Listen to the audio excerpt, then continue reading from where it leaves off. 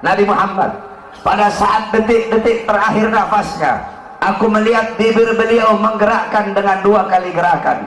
Aku dekatkan telingaku, aku mendengar beliau berkata, ummati, ummati, umatku, umatku, kata Nabi Muhammad SAW.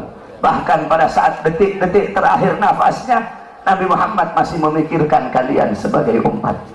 Ketika itu Nabi Muhammad terbaring sakit di kamar yang biasa beliau tiduri di rumah Sayyidatuna Aisyah radhiyallahu anha. Allah berkata kepada Jibril, wahai Jibril, turun kamu, sampaikan kepada Muhammad, aku berikan kepada dia 2 pilihan. Apakah dia akan memilih aku atau dia memilih kehidupan dunia? Kalau dia memilih kehidupan dunia, akan aku panjangkan umurnya. Tapi kalau dia memilih aku, sampaikan kepadanya, pada hari ini akan datang ajalnya. Turun Jibril membawa firman tersebut. Kemudian Jibril menyampaikan, ya Rasulullah, Allah memberikan kepada kamu 2 pilihan. Apakah engkau memilih Allah atau memilih dunia? Kalau engkau memilih Allah, pada hari ini akan datang kematianmu. Kalau kamu memilih dunia, Allah panjangkan umurmu. Apa kata Nabi Muhammad? Wahai Jibril, sudah tentu aku lebih memilih Allah. Bagiku kehidupan sebenarnya bukan dunia. Kehidupan sebenarnya bagiku ketika ruhku berpindah menghadap Allah subhanahu wa ta'ala. Pergi Jibril membawa kabar tersebut. Kemudian Allah memanggil Israel, wahai Israel, wahai pencabut nyawa, turunlah kamu ke dunia. Pasang muka yang paling bagus, pasang wajah yang paling bagus. Kamu akan mencabut nyawa makhluk yang paling mulia, yaitu Nabi Muhammad. Kamu cabut nyawa dia, itu pun kamu izin dulu kepada dia, mau tidak dia dicabut nyawanya. Kalau dia mau kamu cabut, kalau dia tidak mau kamu kembali kepadaku. Turun Israel membawa perintah Allah untuk mencabut nyawa baginda Nabi besar Muhammad. Israel berdiri di depan pintu rumahnya Nabi.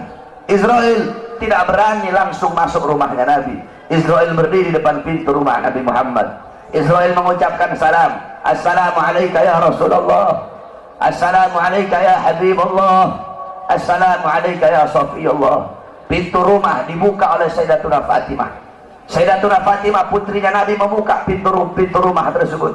Siti Fatimah berkata, siapa engkau? Apakah engkau tidak lihat ayahku sedang terbaring sakit?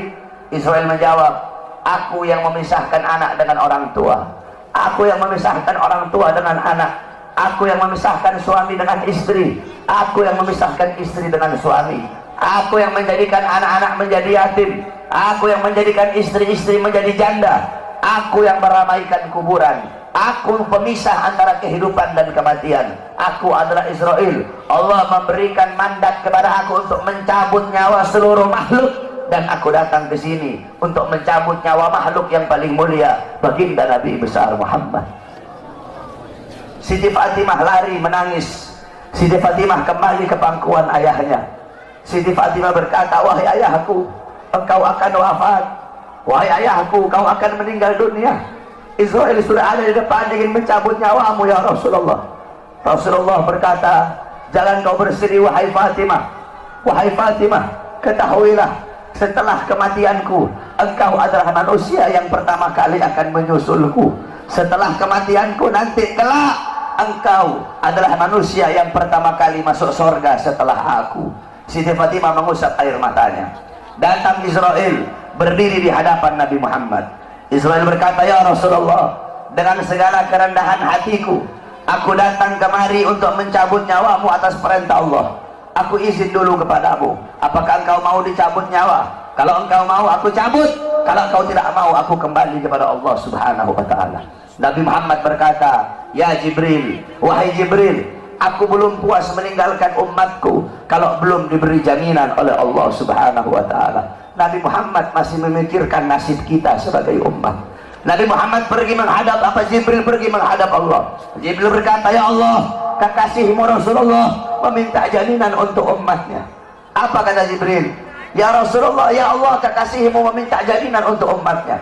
Allah berkata, Allah berfirman, fa'auhallahu ta'ala ala Jibril, basyirhu ya Jibril, innahu awwalu nasin kharijun minal ardi idha bu'isu wa sayyiduhum idha jami'u. fabashirhu innal jannah muharramatun 'alal umam qabla an tadkhuluha ummatuh. Nabi Allah berkata kepada Jibril, wahai Jibril, sampaikan kepada kekasihku Muhammad, dia adalah manusia yang pertama kali akan aku bangkitkan dari dalam kubur. Dia adalah manusia yang menjadi pemimpin seluruh manusia di dunia dan akhirat.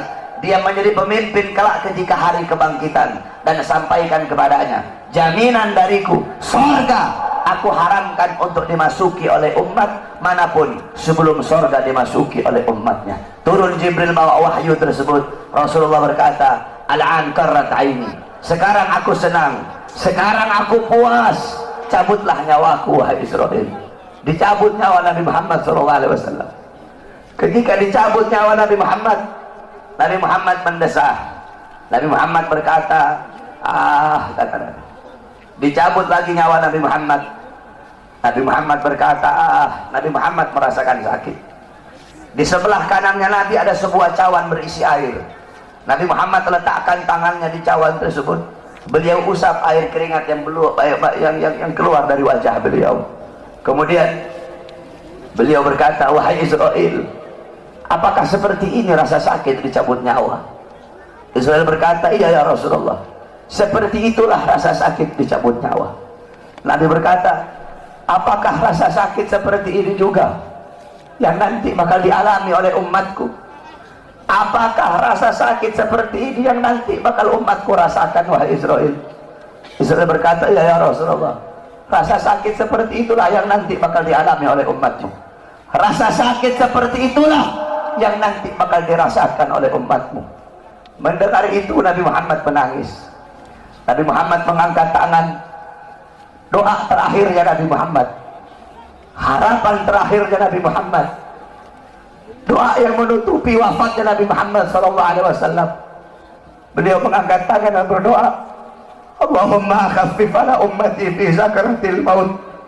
Ya Allah, ringankanlah sakratul maut umatku. Ya Allah, permudahkanlah sakratul maut umatku. Aku nabi mereka, aku pemimpin mereka, aku penanggung jawab mereka. Ya Allah, biar aku menanggung seluruh rasa sakit sakratul maut umatku. Biar aku menanggung beban penderitaan rasa sakit mereka. Ya Allah, umatku tidak akan kuat, mereka tidak akan sanggup. Ya Allah, biar aku Muhammad menanggung rasa sakit sakratul maut umatku. Apa yang telah kau lakukan untuk Nabi Muhammad? Apa yang telah kau korbankan untuk Nabi Muhammad? Nabi Muhammad berjuang untuk kalian. Nabi Muhammad menanggung rasa sakit sakratul maut kalian. Karena begitu cinta beliau kepada kalian sebagai umat. Saya dan kalian, kita tidak bisa membalas jasa-jasa Nabi Muhammad SAW. Sekalipun kalian merangkak dari rumah kalian menuju kuburnya Nabi Muhammad, kalian tidak akan bisa membalas jasa-jasa Nabi Muhammad SAW.